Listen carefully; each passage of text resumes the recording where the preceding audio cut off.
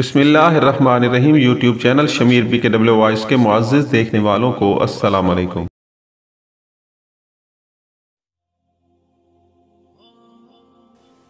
قتل کی کہانیاں تو آپ بے شمار ہی پڑھ چکے ہیں، میں اکیلا ہی یہ کہانیاں نہیں سنا رہا، دوسرے حضرات بھی اپنی اپنی تفتیشی کہانیاں پیش کر رہے ہیں۔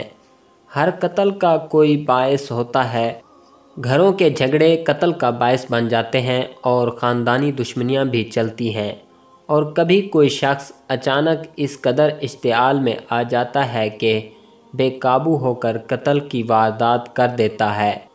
انتقامی قتل بھی ہوتے ہیں، لیکن قتل کی بعض ایسی وارداتیں بھی دیکھی ہیں جن کے باعث نفسیاتی تھے۔ یہ جو واردات سنانے لگا ہوں، اس میں ایک نوجوان لڑکی کی نفسیات کار فرما تھی۔ میری بدقسمتی سمجھیں یا خوش قسمتی کہ میں نے BA پاس کر لی تھی اور پھر نفسیات کے علم میں بھی منہ مارتا رہا تھا۔ میری ڈائریوں میں قتل اور ڈکیتیوں کے تقریباً سارے ہی کیس محفوظ ہیں، لیکن جن کیسوں میں نفسیاتی عناصر پائے جاتے تھے، انہی میں خاص طور پر اپنے ریکارڈ میں لکھ لیا کرتا تھا۔ یہ کیس بھی ایسے ہی چند ایک کیسوں میں سے ہے۔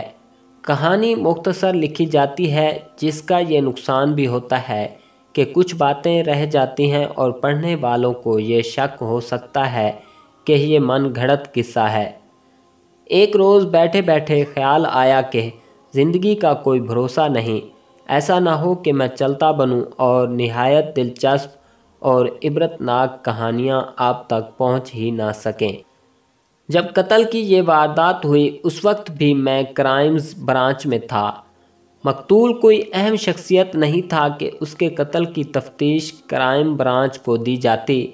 ایسی بھی کوئی بات نہیں تھی کہ مقتول کے لاحقین نے اوپر درخواست دے کر یہ ثابت کر دیا ہو کہ متعلقہ تھانے کا تھانے دار تفتیش میں کوتاہی کر رہا ہے اور وہ دانستہ قاتلوں کو پکڑ نہیں رہا۔ مقتول تو نامی گرامی گنڈا اور بدماش تھا، جرائم پیشہ بھی کہہ سکتے ہیں۔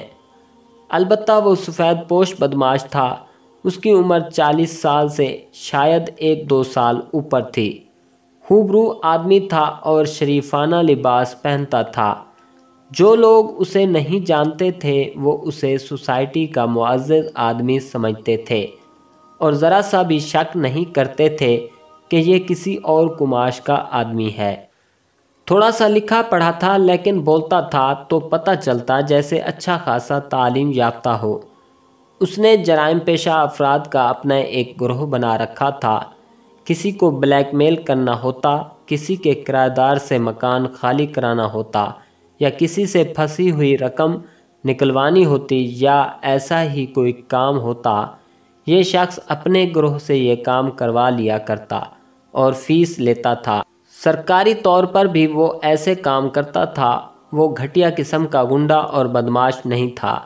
میں اسے بڑی اچھی طرح جانتا تھا۔ میں ہی نہیں، پوری کی پوری کرائمز برانچ اسے جانتی تھی، اور کرائمز برانچ کے انگریز افسر بھی اس سے واقف تھے۔ اس کی وجہ یہ تھی کہ یہ شخص کرائمز برانچ کا قابل اعتماد مخبر تھا۔ یہ بھی ایک وجہ تھی کہ اس کے قتل کی تفتیش ہم لوگ خود کرنا چاہتے تھے۔ دوسری وجہ یہ ہوئی کہ یہ شخص ملٹری انٹیلیجنس کا بھی مخبر تھا۔ اس کے قتل کی خبر ملٹری کی انٹیلیجنس کو ملی تو انٹیلیجنس کا ایک انگریز افسر ہمارے افسروں کے پاس آیا اور کہا کہ اس شخص کے قتل کی تفتیش تھانے میں نہ ہو بلکہ کرائمز برانچ کرے، کیونکہ یہ شخص انٹیلیجنس کا مخبر تھا اور شک ہے کہ اسے دشمن نے مروایا ہوگا۔ اس وقت جنگ عظیم کا فیصلہ کن دور شروع ہو چکا تھا اور ہندوستان میں جرمنی اور جاپان کے جاسوس کچھ زیادہ ہی ہو گئے تھے۔ وہ سب کے سب ہندوستانی تھے۔ شک یہ تھا کہ جاسوسوں کے کسی رنگ کو پتہ چل گیا ہوگا کہ یہ شخص انٹیلیجنس کا مخبر ہے، یا انہیں یہ پتہ چلا ہوگا کہ ہمارے فلاں آدمی کو اس نے پکڑوایا تھا تو ان لوگوں نے اسے قتل کر دیا۔ اس انگریز افسر نے یہ بھی بتایا کہ ملٹری انٹیلیجنس کو جاسوسوں کے ایک رنگ کی نشاندہی ہوئی ہے، لیکن ابھی اس کے تمام ممبروں کا پتہ نہیں چلا۔ دو ممبروں کے متعلق یقین ہو گیا ہے کہ وہ اس رنگ کے آدمی ہیں اور مقتول ان کے ساتھ سائے کی طرح لگ گیا تھا۔ اگر وہ آدمی اس رنگ کے سامنے آ گئے تھے تو پولیس کے لیے تفتیش آسان ہو گئی تھی کہ ان دونوں کو پکڑ کر ان سے تفتیش کی جائے اور 3rd ڈگری کا طریقہ استعمال کر کے ان سے اقبال جرم کروایا جائے، مگر انٹیلیجنس نے یہ مشکل پیدا کر دی کہ ان دو جاسوسوں کو چھیڑنا ہی نہیں۔ وجہ یہ تھی کہ ان دو کو ہم پکڑ لیتے تو باقی تمام رنگ زمین کے نیچے چلا جاتا۔ انٹیلیجنس کا اپنا ایک طریقہ ہوتا ہے۔ پورے رنگ کو پکڑنے کے لیے اس رنگ کے 1-2 آدمیوں کو کھلی چھٹی دے دی جاتی ہے اور پھر مخبروں کے تعاقب میں رہتے ہیں اور آہستہ آہستہ رنگ کے ہر آدمی کی نشاندہی ہو جاتی ہے۔ یہ کیس مجھے دیا گیا، مجھے توقع تو یہ تھی کہ پہلے کی طرح میرے ساتھ ایک انگریز انسپیکٹر ہوگا، لیکن پہلی بار مجھے ایک ہندوستانی تھانے دار دیا گیا تھا جو سب انسپیکٹر تھا اور سکھ تھا۔ اس کا نام جگت سنگھ سندھو تھا۔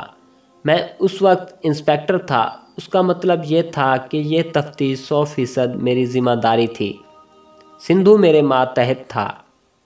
یہ واردات شہر سے ملحقہ ایک آبادی کی تھی جس میں بہت سے مکان نئے نئے بنے تھے۔ یہ مڈل کلاس لوگوں کی آبادی تھی۔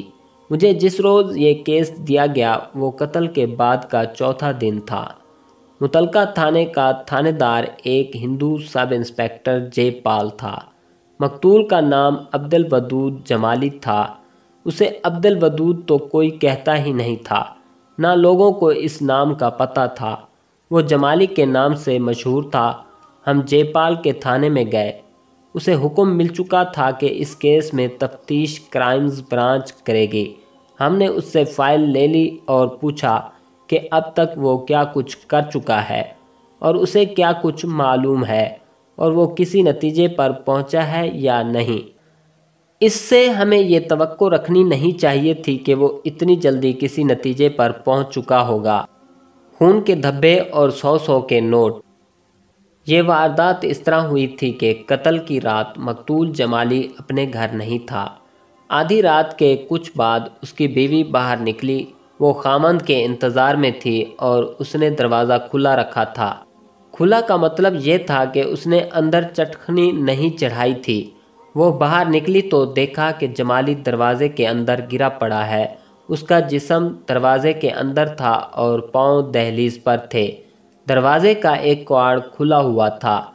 بیوی نے گھبرا کر اسے اٹھانے کی کوشش کی اور اسے بلایا اور ہلایا جلایا، لیکن وہ مر چکا تھا۔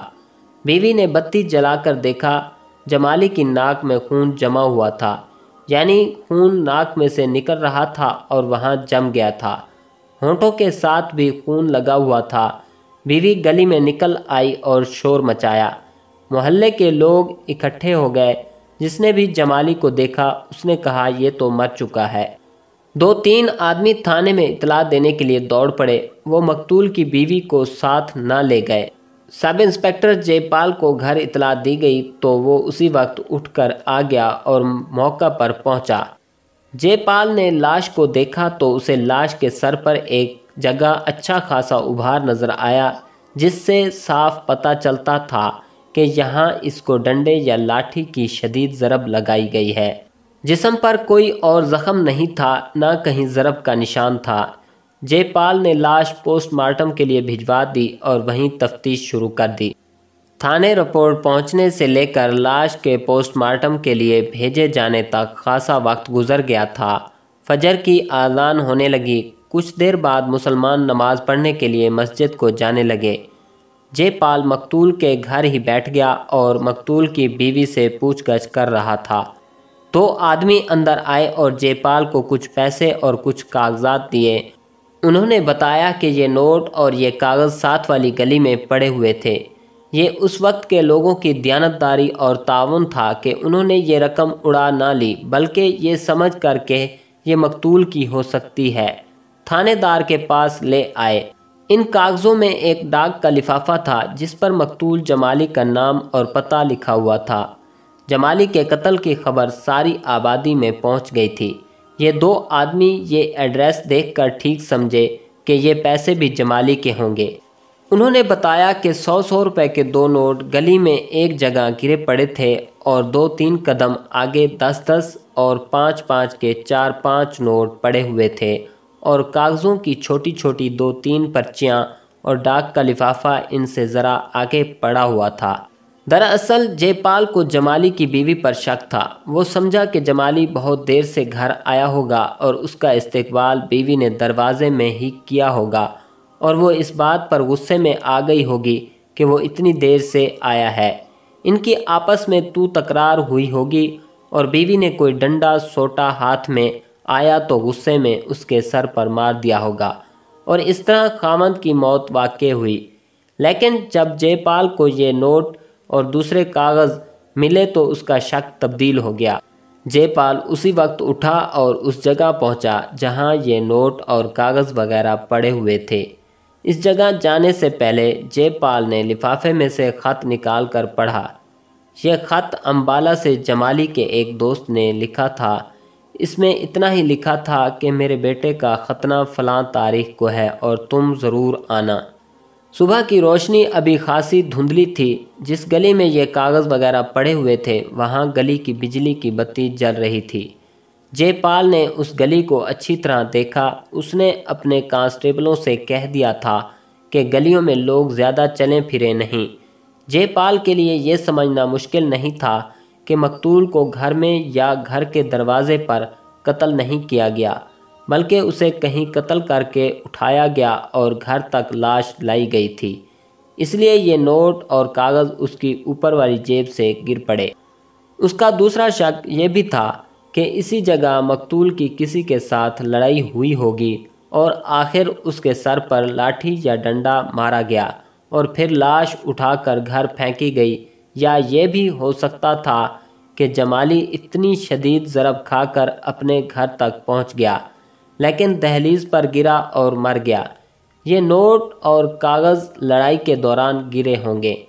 جے پال واپس مقتول کے گھر چلا گیا اور اس کی بیوی سے پوچھنے لگا کہ اس کے مقتول خاوند کی دشمنی کس کے ساتھ تھی۔ بیوی کو کچھ معلوم نہیں تھا۔ جے پال بھی مقتول کو جانتا تھا اور اسے معلوم تھا کہ جمالی کرائمز برانچ کا مخبر ہے اور اس نے افسروں کے ساتھ بڑا اچھا تعلق پیدا کر رکھا تھا۔ صبح بڑی اچھی طرح روشن ہو چکی تھی۔ جے پال مقتول کی بیوی سے پوچھ گچھ کر رہا تھا کہ پھر ایک آدمی نے اسے آ کر بتایا کہ گلی میں اس نے اور کچھ اور لوگوں نے خون کے دھبے دیکھے ہیں۔ جے پال فوراً اٹھا اور پھر اسی گلی میں چلا گیا۔ یہ خون کے قطرے تھے جو گلی میں گرتے آئے تھے۔ جے پال نے ہمیں بتایا کہ ہر دھبا 98 جتنا بڑا تھا، یعنی آج کے 50 پیسے کے سکے جتنا بڑا۔ ہر دھبے یا قطرے کے درمیان 5-6 قدم یا اس سے کم فاصلہ تھا، یعنی دھبوں پر گلی میں چلنے والے لوگوں کے پاؤں آ گئے تھے، لیکن غور سے دیکھنے پر دھبا نظر آ جاتا تھا۔ جے پال خون کے یہ دھبے دیکھتا آیا اور آخری دھبا مقتول کے گھر سے 10-12 قدم دور تھا اور وہاں دھبوں کے درمیان فاصلہ زیادہ ہو گیا تھا۔ جے پال پھر واپس چل پڑا اور دھبے دیکھتا گیا۔ دھبے اسے اس گلی میں سے ایک اور گلی میں لے گئے اور یہ گلی آگے سے مڑتی تھی۔ اس میں بھی یہ دھبے نظر آئے اور ایک جگہ دھبوں کا درمیانی فاصلہ کم ہو گیا اور پھر ایک جگہ دھبے ختم ہو گئے۔ جے پال عقل والا اور تجربے والا تھانے دار تھا۔ اس نے لاش دیکھی تو لاش کے ہونٹوں پر خون لگا ہوا تھا اور ناک کے باہر یعنی نتنوں میں خون جمع ہوا تھا۔ اس نے بالکل ٹھیک سوچا کہ مقتول کو کہیں اور قتل کیا گیا اور اس کی لاش کندھے پر اٹھا کر اس کے گھر لائی گئی۔ لاش کا منہ نیچے ہوگا، اس لیے اس کی ناک سے خون گرتا رہا۔ اگر مقتول اپنے پاؤں چل کر گھر تک پہنچا ہوتا تو خون سے اس کے کپڑے لال ہوتے، لیکن کپڑوں پر خون کا ذرا سا بھی دھبا یا قطرہ نہیں تھا۔ اب جے پال کی توجہ جرائم پیشہ لوگوں کی دنیا کی طرف گئی۔ جمالی کوئی شریف آدمی تو نہیں تھا۔ اس کا اپنے جیسے کسی بدماش کے ساتھ جھگڑا ہو گیا ہوگا اور اس کے سر پر ضرب لگا کر مار گیا اور اس کی لاش اٹھا کر اس کے دروازے پر پھینک دی گئی۔ لاش ہمدردی کی وجہ سے نہیں پھینکی گئی ہوگی، بلکہ یہ ایک قسم کی طنز تھی کہ یہ لو اپنے آدمی کی لاش وصول کر لو۔ اس سے جے پال کو پھر جمالی کی بیوی پر شک ہوا۔ اگر جمالی کی لاش طنز کے طور پر اس کے دروازے پر پھینکی گئی تھی تو یہ طنز مقتول کی بیوی پر کی گئی تھی، لیکن بیوی کہتی تھی کہ وہ جمالی کے کسی بھی دشمن کو نہیں جانتی، نہ ہی اس کی باہر کی سرگرمیوں اور کام کاج سے اسے کچھ واقفیت تھی۔ جے پال نے اب پوری توجہ جرائم پیشہ لوگوں پر مرکوز کر لی تھی اور کچھ چیدہ جرائم پیشہ افراد کو تھانے بلا کر پابند کر لیا تھا اور ان پر جی بھر کر تشدد کر رہا تھا۔ اس نے ٹھیک سوچا تھا کہ جمالی کا دشمن اسی کی زمین دوز دنیا کا ہی کوئی فرد ہو سکتا تھا۔ اس کے مخبر پوری طرح سرگرم تھے، لیکن انہیں کچھ بھی پتہ نہیں چل رہا تھا۔ تمام مخبر یہی ایک رپورٹ دیتے تھے کہ جمالی کا کوئی دشمن نہیں تھا اور نہ کوئی اس سے دشمنی مول لیتا تھا، کیونکہ سب جانتے تھے کہ جمالی کا اثر و رسوخ پولیس کے افسروں تک ہے اور وہ ملٹری انٹیلیجنس کا کام بھی کرتا ہے۔ ہم نے یہ کیس اپنے ہاتھ میں لے لیا اور اس طرح تفتیش شروع کر دی جیسے ہمیں مقتول کے متعلق کچھ بھی نہیں بتایا گیا۔ میں اور سب انسپکٹر جگت سنگھ سندھو اپنی کوئی لائن اختیار کرنا چاہتے تھے۔ محبت کے اندھے۔ پوسٹ مارٹم رپورٹ میں لکھا تھا کہ مقتول کے سر پر وزنی ڈنڈا یا لاٹھی یا کوئی وزنی چیز ڈنڈے کی شکل میں ماری گئی، جس سے اس کا دماغ مجروح ہو گیا تھا۔ دماغ سے خون نکلتا رہا۔ عجیب بات یہ ہوئی کہ کھوپڑی کی کھال ذرا سی بھی نہیں پھٹی، لیکن کھوپڑی ذرا سی فریکچر ہو گئی تھی۔ دماغ سے اگر خون نکلے تو اکثر یہ ہوتا ہے کہ خون جسم کے اندر جاتا رہتا ہے اور بعض کیسوں میں یہ خون ناک اور منہ کے راستے باہر آتا ہے۔ ہم بھی اسی رائے کو صحیح تسلیم کرنے لگے کہ مقتول کو کہیں اور مارا گیا اور اسے کندھے پر یا کسی ایسے طریقے سے اٹھا کر لایا گیا کہ اس کا منہ نیچے کی طرف تھا اور خون ناک کے راستے گلی میں گرتا آیا۔ ہم نے بھی توجہ جرائم پیشہ لوگوں پر مرکوز کر دی اور اپنے مخبر سرگرم کر دیے۔ جے پال سے کہا کہ وہ مقتول کے محلے کے اور اس آبادی کے ایسے 2-3 معززین ہمارے کرائمز برانچ کے دفتر میں بھیج دے جو جمالی کے گھر سے واقف ہوں اور دوسرے گھروں کی بھی خبر رکھتے ہوں۔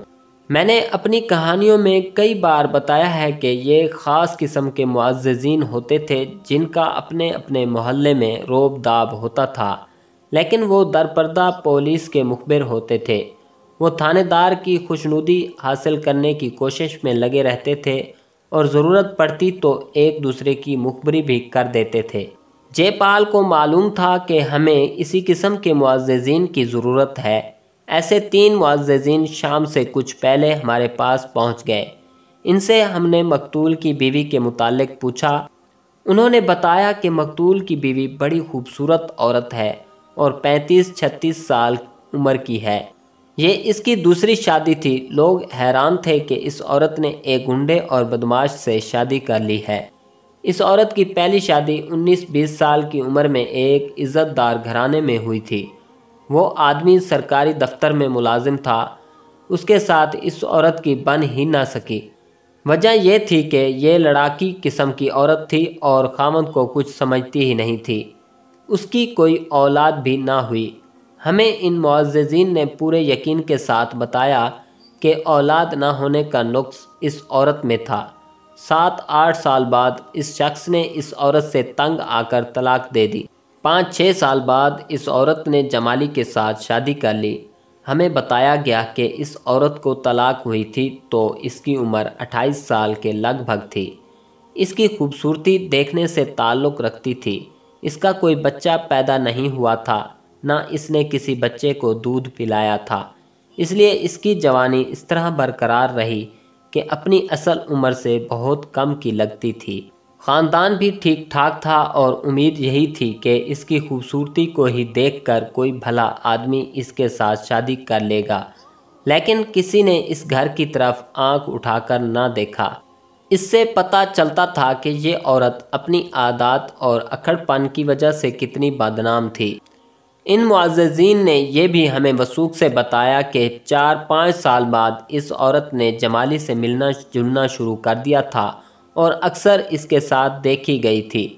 جمالی نے شاید کبھی جوانی میں شادی کی ہوگی، لیکن ہم نے اسے ہمیشہ تنہا ہی دیکھا ہے اور وہ اسی تنہائی میں خوش رہتا تھا۔ اب اس کی دوستی اس عورت کے ساتھ ہو گئی تو کچھ عرصہ دوستی چلا کر اس نے اس کے ساتھ شادی کر لی۔ اس عورت نے اپنے ماں باپ کو ناراض کر کے جمالی کے ساتھ شادی کی تھی۔ جمالی جیسے آدمی کو کوئی شریف گھرانہ لڑکی دینے کے لیے تیار نہیں ہو سکتا تھا، لیکن اس عورت نے من مانی کر لی۔ ہم نے ان معززین سے پوچھا کہ جمالی کے ساتھ اس عورت کا وقت کس طرح گزرتا تھا۔ انہوں نے بتایا کہ جمالی نے اس عورت کو دبا لیا تھا، لیکن دیکھا یہ گیا کہ یہ عورت جمالی کو ڈانٹ ڈپٹ کر رکھتی تھی۔ یہ بھی پتہ چلا کہ اس عورت کے پہلے خاوند نے شادی نہ کرنے کا عہد کر لیا تھا۔ وہ اکثر کہا کرتا تھا کہ اس ایک شادی نے اسے ایسا سبق سکھا دیا ہے کہ وہ اب کسی اور عورت کو اپنے گھر لا کر آباد نہیں کرے گا۔ لیکن 50 سال کی عمر میں اس شخص نے ایک نوجوان لڑکی سے شادی کر لی۔ اس وقت اس آدمی کی عمر 50 سال تھی اور یہ نوجوان بیوی اس کے گھر میں آباد تھی۔ اس کے ساتھ ہمارا کوئی تعلق نہیں تھا۔ یہ بھی معلوم ہوا کہ اس عورت کے پہلے خاوند کی یہ دوسری نوجوان بیوی چند مرتبہ اس عورت کے پاس آئی تھی اور اس کے گھر میں کچھ وقت گزار کر جاتی رہی ہے۔ یہ بات سن کر ہم کچھ حیران ہوئے کہ ان دونوں کی تو آپس میں بات چیت ہونی ہی نہیں چاہیے تھی، لیکن ان کی آپس کی ملاقاتیں ہوتی رہی تھیں۔ سب انسپکٹر سندھو نے کہا کہ اس نوجوان لڑکی کا تو سوچو ہی نہیں، میں نے بھی اسے ذہن سے اتار دیا۔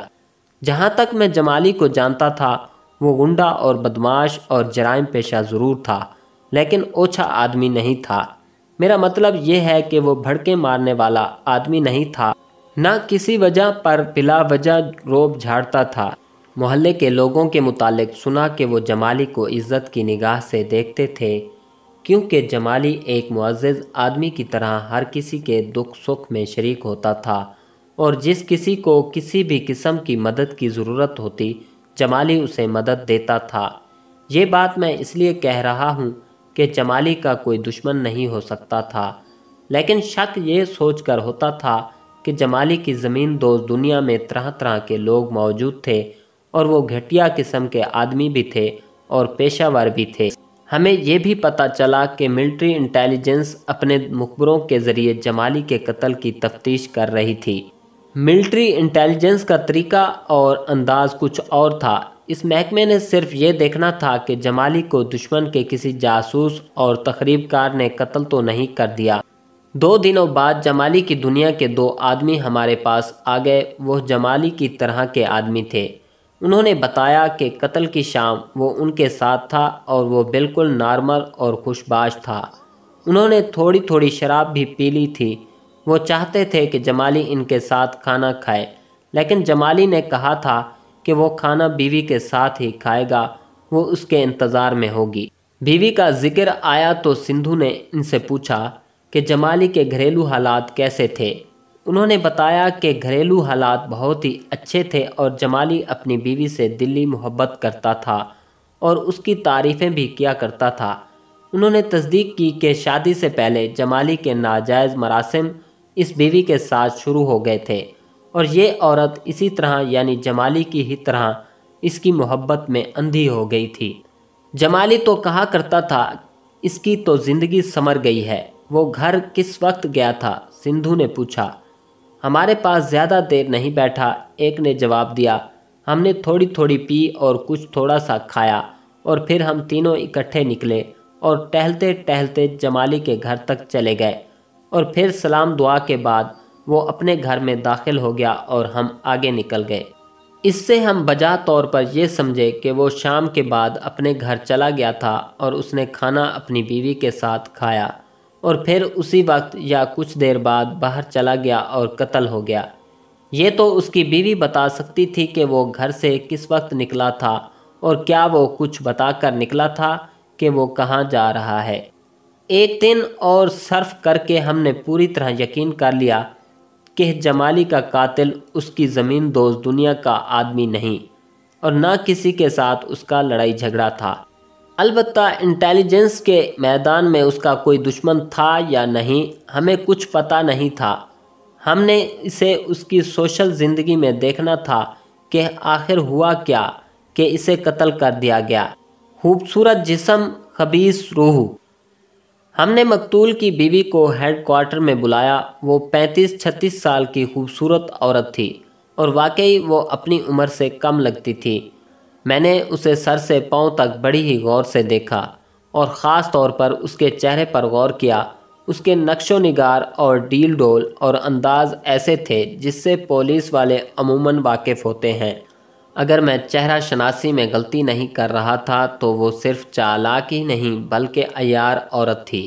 ایسی عورتیں آدمیوں کو آپس میں ٹکرا کر خون خرابہ کرا دیا کرتی ہیں اور پھر مظلوم اور معصوم بن کر الگ رونے بیٹھ جاتی ہیں۔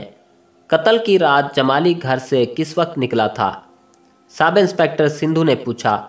وہ شام کو ہی نکل گیا تھا، اس عورت نے جواب دیا۔ کیا وہ کھانا کھا کر نکلا تھا؟ سندھو نے پوچھا۔ نہیں، مقتول کی بیوی نے جواب دیا۔ نہیں، وہ کھانا کھا کر گیا تھا۔ پھر وہ کس وقت واپس آیا تھا؟ پھر وہ واپس نہیں آیا، عورت نے جواب دیا۔ آدھی رات کو باہر نکلی تو اسے دروازے میں پڑا ہوا پایا۔ وہ شام کو گھر سے نہیں نکلا تھا۔ سندھو نے اس کی بات کاٹ کر کہا۔ وہ شام کو گھر آیا تھا؟ اب بتاؤ کون سی بات سچی ہے؟ وہ شام کو گیا تھا یا شام کو واپس آیا تھا؟ وہ شام کو گیا تھا، عورت نے کہا، اور پھر واپس نہیں آیا۔ میں نے صاف طور پر دیکھا کہ اس عورت کی زبان اس کا ساتھ نہیں دے رہی تھی، بات کرتے ہکلا جاتی تھی۔ اس سے شک ہو رہا تھا کہ یہ جھوٹ بول رہی ہے۔ میری ایک بات سن لو بشرا، میں نے کہا، تم جو جھوٹ بولو گی وہ تمہارے خلاف جائے گا اور ہم تمہیں اپنے خاوند کے قتل کے شک میں گرفتار کر لیں گے۔ ہم جانتے ہیں تم جھوٹ بول رہی ہو۔ پہلے اس سوال کا جواب دو کہ تم جھوٹ کیوں بول رہی ہو۔ اس نے میرے سوال کا کوئی جواب نہ دیا۔ وہ کبھی میرے منہ کی طرف دیکھتی تھی اور کبھی سندھو کے منہ کی طرف۔ اس پر ہمیں شک ہونے لگا۔ یہ بتاؤ، سندھو نے ذرا تلخ لہجے میں پوچھا، تمہارے پہلے خاوند کی بیوی تمہارے پاس آتی ہے؟ نہیں، بشرا نے جواب دیا، وہ تو میرے ہاں کبھی نہیں آئی۔ سندھو نے کچھ سوچ کر یہ سوال کیا تھا، لیکن بشرا جھوٹ بول گئی۔ سندھو اٹھا اور کمرے سے نکل گیا۔ واپس آیا تو اس کے ساتھ ایک کانسٹیبل تھا۔ سندھو نے اس کانسٹیبل سے کہا کہ اس عورت کو اپنے ساتھ لے جاؤ اور کمرے میں بٹھا کر خود وہیں موجود رہو۔ ملک جی، سندھو نے مجھے کہا، یہ عورت صاف نہیں، جے پال کا نمبر ملاؤ۔ ٹیلی فون ہمارے دفتر میں موجود تھا۔ سندھو نے خود ہی نمبر ملایا اور جے پال مل گیا۔ سندھو نے اس سے بہت سی باتیں پوچھیں۔ جے پال نے بھی بشرا سے بیان لیا تھا۔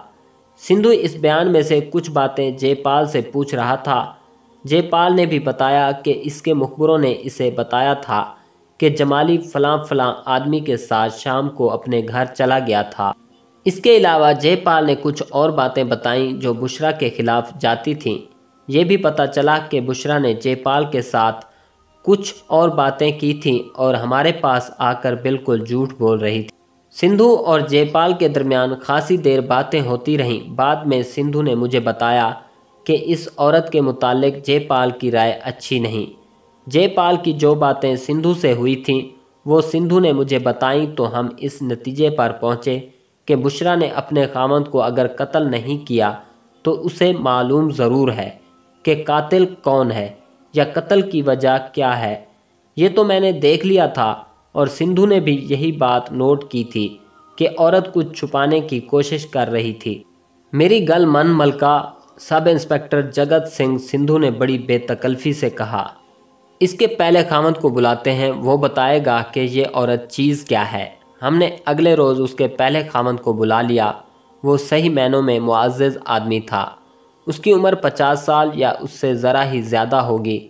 چہرے سے، لباس اور انداز سے وہ عزت دار اور تعلیم یافتہ لگتا تھا۔ ہم نے اسے اسی احترام سے بٹھایا جس احترام کا وہ حقدار تھا۔ آپ کو معلوم ہوگا کہ آپ کی پہلی بیوی کا دوسرا خاوند قتل ہو گیا ہے، میں نے اسے کہا۔ ہم آپ سے آپ کی پہلی بیوی کے متعلق کچھ معلوم کرنا چاہتے ہیں۔ ہم امید رکھیں گے کہ آپ ہمارے ساتھ تعاون کریں گے۔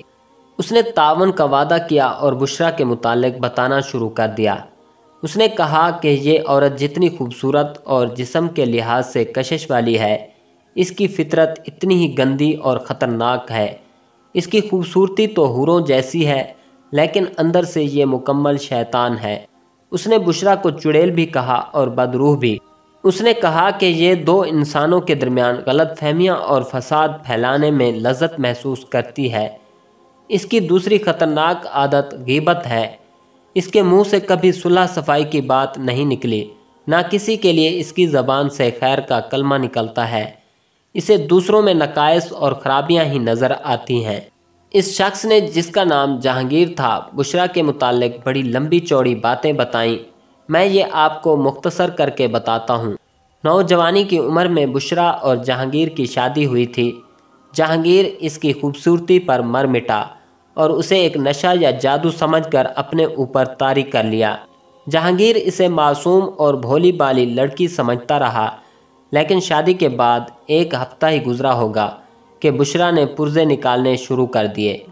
جہانگیر نے دیکھا کہ یہ جو اتنی بھولی بھالی اور معصوم نظر آتی ہے، باتوں اور حرکتوں میں بوڑھی عورتوں جیسی پختہ کار ہے، اور بوڑھی عورتوں کی طرح باتیں کر سکتی ہے، بلکہ کرتی ہے۔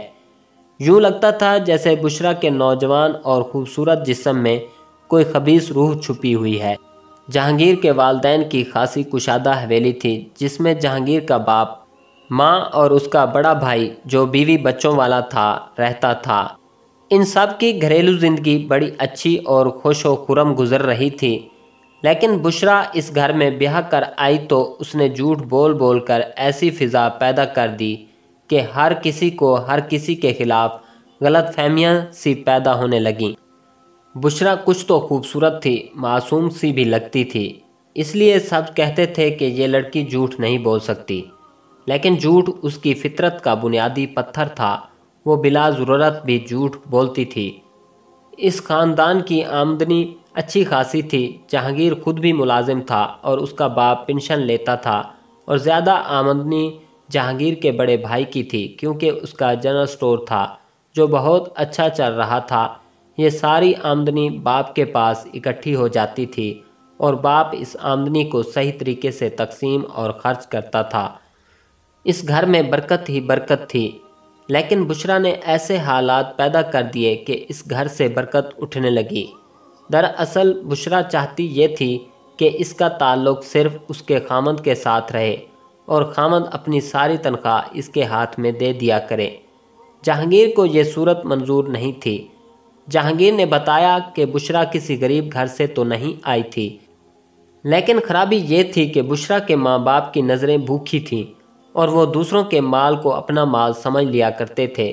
بشریٰ کی ماں لالچی عورت تھی، اس نے اپنے خامند کو اس گھر میں آتے ہی اپنے قبضے میں لے لیا تھا، اور قبضے میں بھی ایسا لیا کہ اسے کٹ پتلی بنا لیا تھا۔ بشریٰ نے اپنے گھر میں جو کچھ دیکھا اور ماں نے اسے جو کچھ سکھایا، اس کے مطابق وہ جہانگیر کے گھر میں ازدواجی زندگی بسر کرنا چاہتی تھی اور اسی کو جائز اور صحیح سمجھتی تھی۔ جہانگیر کے گھر کی اتنی زیادہ آمدنی دیکھ کر بشریٰ کا دماغ خراب ہو گیا تھا۔ جہانگیر نے تسلیم کیا کہ یہ غلطی اس کی تھی۔